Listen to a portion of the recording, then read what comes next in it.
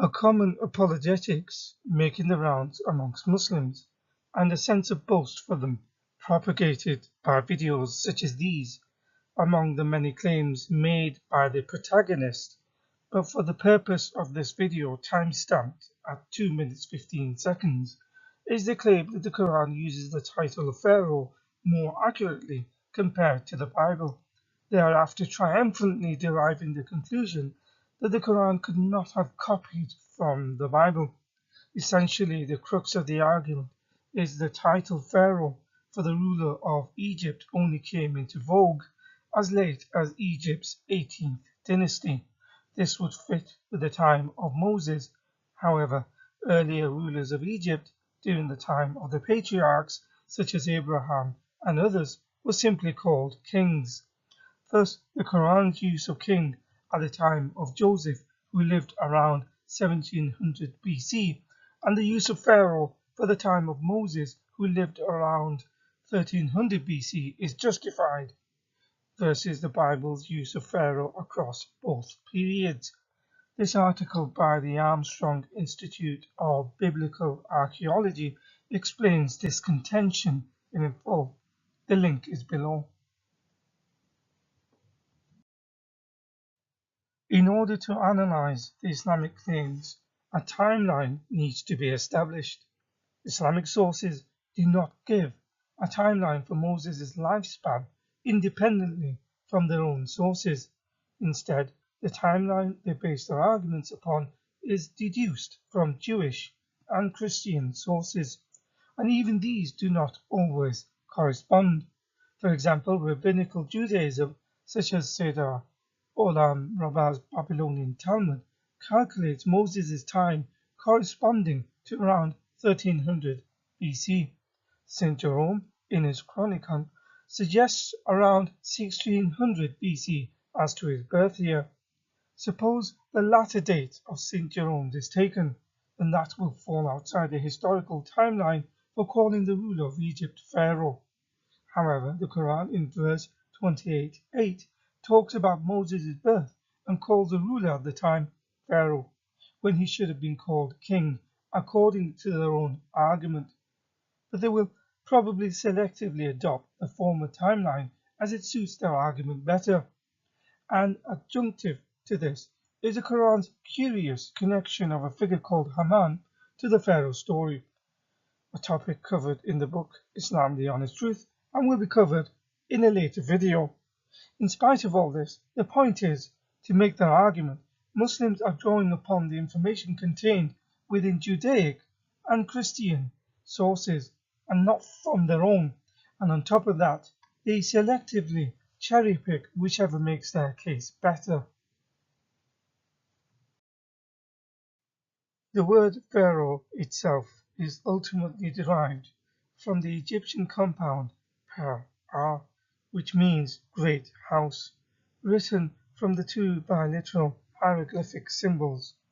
In the common vernacular, the term Pharaoh is used to refer to all the rulers of Egypt from the first dynasty to the last one, as the term itself had existed from over 3000 BC. But like any language, it undergoes changes, as it says in the Britannica that the term Pharaoh was not used for a ruler until 1500 BC, and even when it was a metonym, which means used as a substitution of a name, of an attribute, or an adjunct for the actual thing meant. The Britannica also clarifies how it was initially referred to the House of the Kings, then to the kings themselves, then as a title of respect. But note, it was still never the formal title of the kings of Egypt at all. Consequently, what this shows is that the term was in use before Moses' time, but it underwent changes. That the term Pharaoh was used in the early period to refer to the royal house, and its use as a generic title for all monarchs came through the Hebrew Bible. So for the Quran to be really accurate, something that the Bible does with some of Egypt's rulers and the Quran does not, is it could have mentioned the actual name of the ruler rather than the generic title of Pharaoh for the ruler at the time of Moses. Thus, based on this information, it really cannot be said that the Quran does anything groundbreaking. The Karnak priestly inscriptions, especially fragment 3b, lines 3-5, year 17 inscription, is an important paleographical development, as it is the first time in Egyptian recorded history where it employed the term Pharaoh as a title and linked it directly to a king's name, and this was in relation to Pharaoh Seaman, who reigned between 986 to 967 BC during the 21st dynasty. Henceforth, references to subsequent successors were then called pharaohs, where it became commonplace. Prior to Seaman's reign and all throughout the Middle and New Kingdom, the word pharaoh generically referred only to the office of the king. Note, this would have included the pharaoh at the time of Moses. More research on this can be done in the work by Egyptologist John Murray Cruikshank. The very first books of the Bible, called the Torah, dates to around 500 BC, and it was written by multiple authors over a long period of time. It therefore went through a process of composition, transmission, and preservation. Part of this process included the updating of place names and political titles to terms that were known to later generations. In this article called Torah.com, it explains this in reference to Pharaoh. So if understood in this context, it is not an error at all. Rather, it is called an anachronism, which is used in written literature since time immemorial till now. If one points to similar problematic passages in the Quran which fall beyond a certain timeline, Muslims are also quick to invoke it.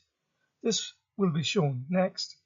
Nonetheless, such anachronisms in words typically are used for clarification purposes, in that it is a later, typically better known name given to something from an earlier, lesser known time period for purposes of clarity. For example, history books and articles often describe how Julius Caesar conquered France. But at the time of Julius Caesar, France as a country did not exist. The area was known as Gaul at the time. But the anachronism France conveys more meaning to a modern audience. Therefore, by saying France, the author is not implying that it existed at the time. It is so that the readers would understand by merely using it as a modern reference point. By the same token, at the time of the Old Testament composition, the word Pharaoh was universally understood to refer to the ancient rulers of Egypt, regardless of their time period.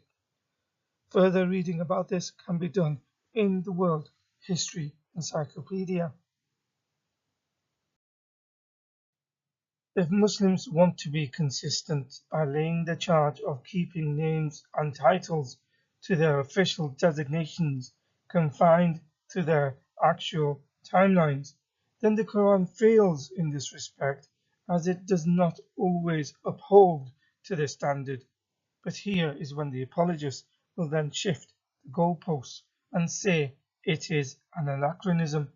For example, when it is pointed out a currency called dirham did not exist at the time of Joseph in 1700 BC, when he was traded for a few dirhams in Quran 12:20.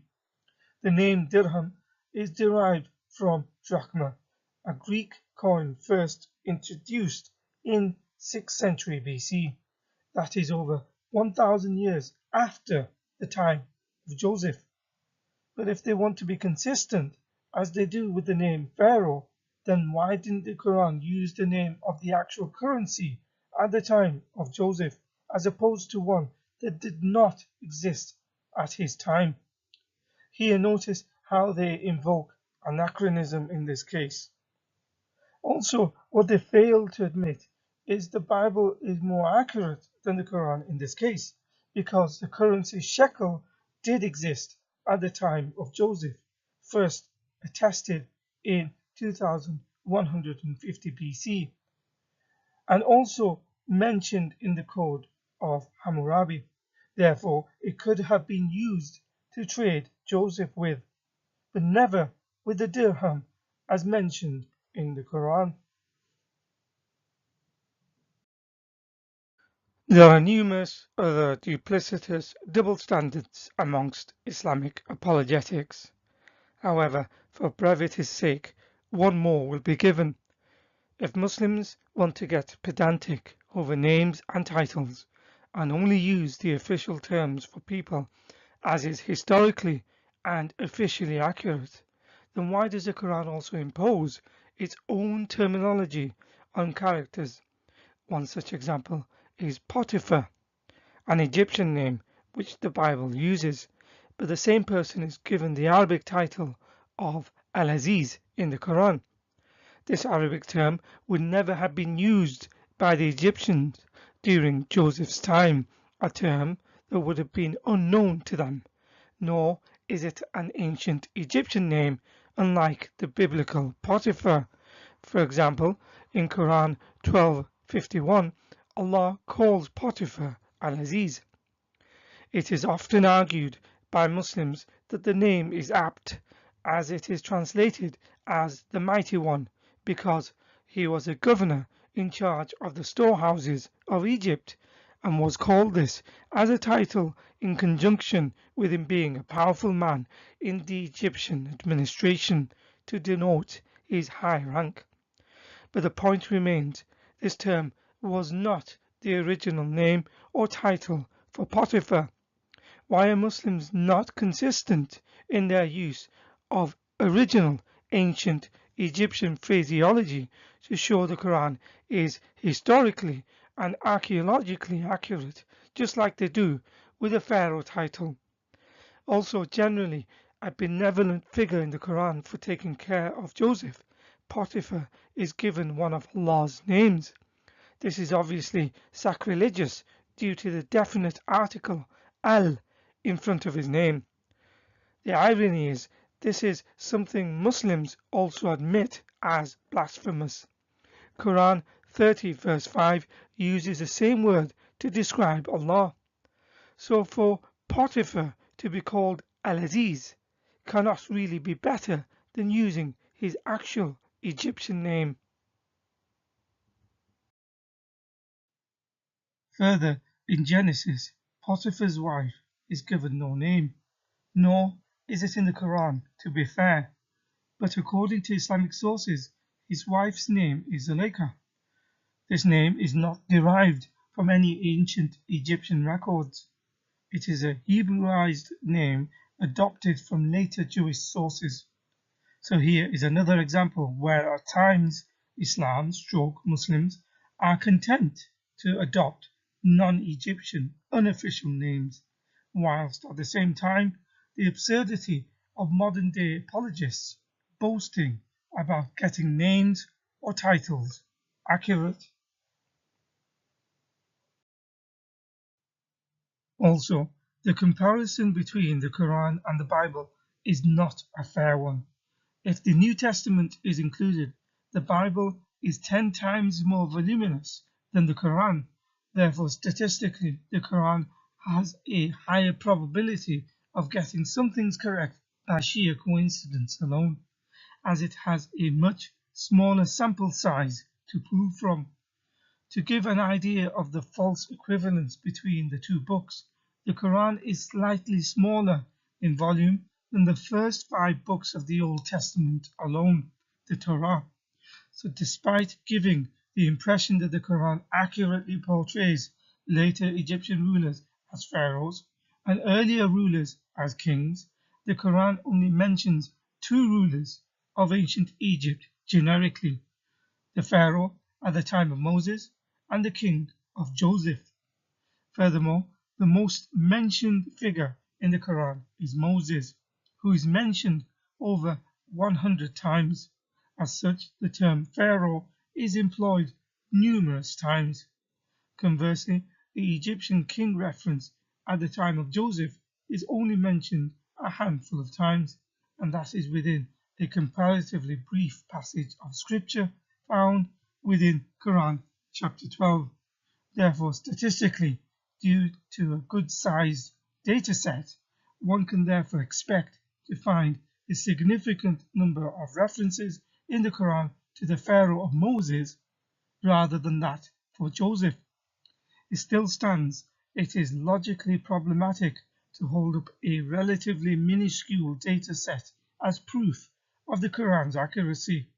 Compare this with the biblical account, which mentions well over a dozen different rulers of ancient Egypt, including mentioning some of them by their personal names, such as in 1 Kings, where it names Shishak, also known as Shoshank. This type of detail and accuracy is not found in the Quran. Contrary to the claims of the apologists, who imply the Bible is less accurate as it does not make a distinction between terminologies by saying the Quran gets it correct when it uses the word king in reference to Joseph's story, which in Arabic is Malik, by the way, a term that is taken from the Hebrew melech. They conveniently omit that the Bible uses both Pharaoh and the term king for Egypt's rulers. In fact, in connection to Joseph, the Hebrew term melech is used to refer to the king of Egypt. Example of Genesis 39:20 is shown here, but it is also found in other places such as Genesis 40. Joseph's ruler is also called king in the New Testament in Acts 7:18. As it's the New Testament, the Greek term for king is employed. Also, the Bible, unlike the Quran, uses both terms to refer to the king of Egypt in the account of Moses, such as in Exodus 6:11 and 6:13. Indeed, the parts of the Quran that mentions Joseph's king of Egypt largely parallels the same section of the Bible in which the specific term king is used. The verses in which the Quran's king of Egypt is referenced, namely chapter 12, and its retelling of the story of Joseph, mirrors that as told in Genesis chapters 37 to 50, where he is depicted as Jacob's favoured son, sold into slavery by his jealous brothers, seduced by Potiphar's wife, imprisoned, eventually rising to a powerful position in Egypt through his God-given ability to interpret dreams, and ultimately reconciling with his family by saving them from famine, showcasing themes of forgiveness, providence, and God's ability to use even difficult situations for good are the very same themes found in the Quran. As an illustration, notice Quran verses 36 to 37 and its parallels to the biblical account of Joseph's time in prison, as found in Genesis 40, where the term king is used for the ruler during Joseph's time.